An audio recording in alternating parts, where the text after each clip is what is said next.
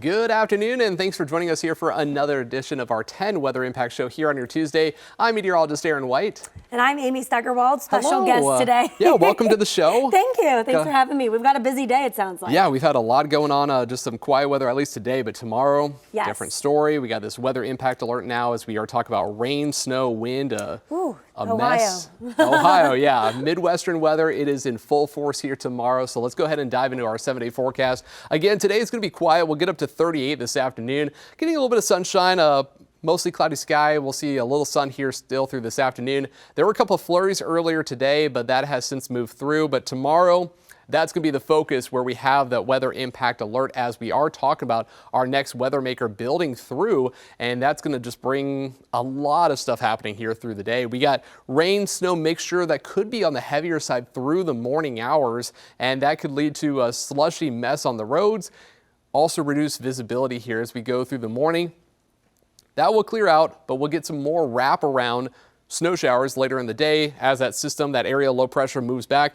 Cold front will push through. That's going to kick up the wind and lead to more snow showers here as we head later into the day into tomorrow night. And as we talk about the wind, we're looking at winds gusting 40-45 miles per hour here through the day on Wednesday. So yeah, a less than ideal day here for tomorrow. We'll catch a break on Thursday. A couple of flurries are possible, but then another smaller system that's going to build in here for Friday, more Friday night into Saturday. And that one bears watching because it could bring some light snow accumulation here as we go through the day Saturday. And if we get a nice fresh coating of snow on the ground, well, temperatures on Sunday could be a lot colder. We got 20 for a high right now, but if we see snow on the ground, it could be only in the teens here as we go through the day. But going through today, we are talking about temperatures warming up into the upper 30s here for this afternoon, right around 38 degrees. That's our forecast high.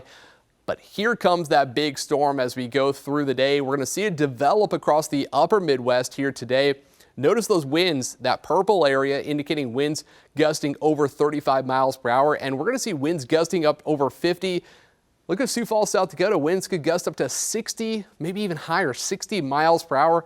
They also have snow on the ground, so that wind is going to kick up the snow and lead to ground blizzard conditions out across South Dakota, Minnesota, and parts of Iowa. We're not going to see any of that, but we are going to see the wind as gusts over 30, 40 miles per hour here as we go through the day tomorrow. And then that system clears out.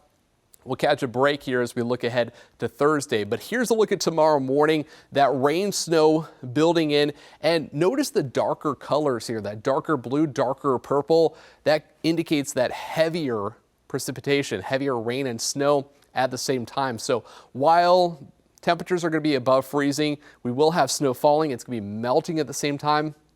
But that's going to lead to a slushy, slippery mess here on the roads. And you throw the wind in there. Yeah, just not making for a good start to the day here on Wednesday. That clears out. We catch a break, but still some more snow showers are in the forecast as we go into the afternoon. And we could see a light dusting with that. And that's also going to keep the roads slippery here through tomorrow afternoon into tomorrow night. That's tomorrow. We have our next weather maker after this one building in for Friday night and Saturday. And this one's going to be a colder system. It's going to pull down colder air from Canada and lead to a better chance for some light snow and potential accumulation here as we go into the start of our weekend. So for today, it's the calm before the storm, 38 degrees, mostly cloudy skies in the forecast. And a look at the next 7 days one more time here. We got temperatures cooling down to the 30s here for Thursday into Friday. That chance for some light snow as we head into the weekend. And then, yeah, a lot colder. Highs only in the 20s here for Saturday, Sunday, and Monday. And Amy, Sunday's going to be interesting because if we get that snow on the ground, I wouldn't be surprised if we're stuck in the teens all day. So just a day to stay inside, I think. Definitely going to be a colder day, colder upcoming days. And as we get into, the winter season, a lot of people looking for warming centers. Well, we do have an update. A West Side nonprofit will no longer serve as an overnight warming center this year. And that's leading to some concerns that more vulnerable people could be at risk when you're, experiencing these colder type temperatures. The nonprofit is My Project USA. It's on Sullivan Avenue. And the organization says it provided shelter to 175 people last winter. The Community Shelter Board says it selects warming centers based on partner readiness, building stability and based off staffing. Now, the shelter board told 10 TV the decision not to include My Project USA was difficult, but ultimately about spacing out resources across the community. One woman who stayed at the shelter with her sons last winter says she knows firsthand how critical those resources are. Like I'm almost about to tear up because I know what it's like when you sleeping outside, you cold, you hungry and everything, and people look down on you. But when I got here, we had people that really helped us out. It saved us, and I'm not ashamed to even say it. Now, the Community Shelter Board says right now 2 overnight warming centers are open in Columbus. 2 more are set to open for January. The founder of My Project USA says her team could open their West Side location immediately if they're asked. So we'll be following that closely. Meantime, 10 TV helping you stay warm as more cold air moves in. We have a story right now on our website listing several warming centers across the Columbus area. Take a look at your screen right here. You can text the word warm to this number, 614-460-3345. That will send a link straight to your phone with more information.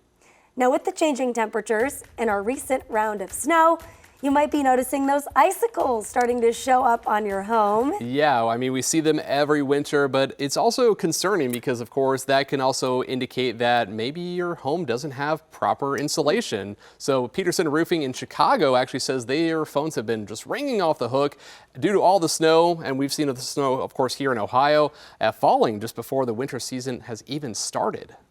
You just have a small icicle or two, nothing to be concerned about. But if you have walls of ice, or real large icicles hanging out around the house, you have something going on that needs to be addressed. And you saw the video there. Experts say that those walls of ice, all those icicles, could mean that there's not enough air ventilation or even that insulation in the attic. And if you're noticing any water in your home from leaks, you may want to get an inspection. Good reminders there. And with the colder temperatures, ice is forming on the lakes, and some may be eager for some ice fishing.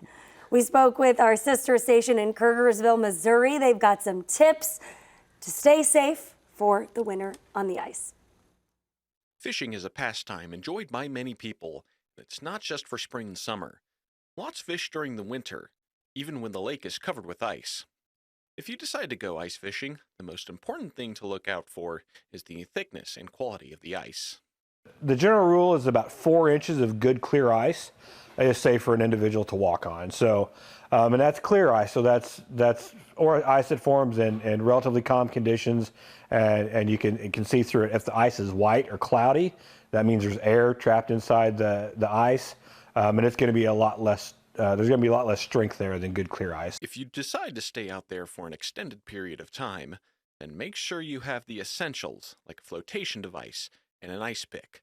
Additionally, make sure to remember this: never go out on the ice by yourself. Never go out on ice alone.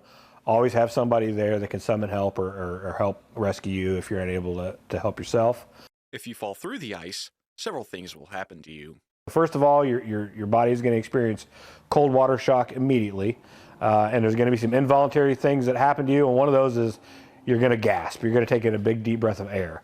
So that could potentially cause you to inhale water. If you do fall through, try and get out of the water immediately. You want to kick your legs and you want to get as parallel to the ice as you can. Try to float if you can, and then slowly try to crawl out and then roll away from the edge. Don't try to stand up because you'll break through the ice again.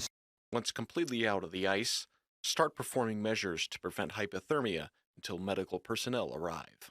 So we're just going to get wet clothes off of them and get them in the back of the ambulance, start warming them up and get them to a hospital as fast as we can. And finally here today, let's check out some video into us here at 10 TV. And this one happening yesterday, a very interesting situation out in Japan where they have been assessing damage Tuesday caused by potential aftershocks after a strong magnitude 7.5 earthquake caused injuries, some damage. It even prompted a tsunami warning initially and actually led to a small tsunami that impacted some of those coastal communities. But always a scary situation when you have those big earthquakes going on. Yeah, definitely. You can see it's definitely impacting some of the communities there. The Fire and Disaster Management Agency said at least 33 people were injured, one of them seriously injured. Most of them were hit by falling objects. A public broadcaster reported the 7.5 magnitude quake struck around 11:15 at night in the Pacific Ocean. Oh Watching that video there. Whenever you see those cameras shake, like Yeah. regardless of what it is, you're like, oh my, it really puts it into perspective. Yeah, I mean, you know it's going to be a strong earthquake. And finally today, one more video here. This one actually from Hawaii. This actually happened back on Saturday. And if you were watching the Weather Impact show, we showed this yesterday, but it's just really cool just to see. Yeah. Just so dramatic. There were multiple lava fountains, and this was going on for several hours, Amy. And it actually, at one point, not in the video here, but at one point, the lava was over 1,000 feet in the air. Didn't you were saying there was a camera there that it destroyed the camera? Yeah, so on the left side that you can see the kind of that arc of lava, Yeah. eventually got higher that it actually destroyed the camera on the far left side of the screen on the other side of the volcano. So dramatic out there in Hawaii, and this actually does happen fairly regularly. This was one of the larger events here back on Saturday. But we have seen this multiple times in the last couple of months out there. Nothing to be concerned about. Right. People go to that national park all the time just to watch it and hope something like that happens. So I'm sure a lot of people enjoyed that sight, but also a little scary. Just definitely beautiful to see nature like erupt like that. Is Yeah, cool. yeah. So thankfully things are quieting down there.